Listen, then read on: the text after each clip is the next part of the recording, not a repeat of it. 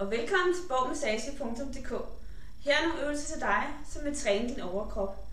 Det er noget, du kan bruge i dit hverdagsliv.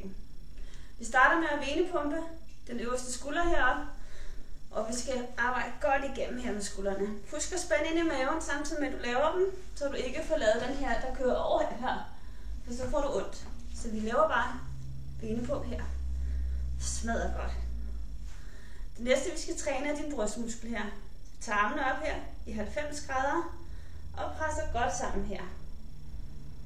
Presser godt sammen her, så vi får trænet dem. Der er ikke noget svært i det, det gør ikke ondt, og det bliver ikke anstrengende. Sådan der, smadrer godt. Nu vil vi gerne træne mellem skulderbladene. Vi lægger armene her, hænderne ned på ballerne og presser skuldrene sammen. Og stille og roligt frem og tilbage, så du virkelig får dem trænet. Man kan også lave dem på en anden måde, hvor man simpelthen stiller sig sådan her, ånder ind og ånder ud. Mens man igen får presset dem sammen, ånder ind og ånder ud.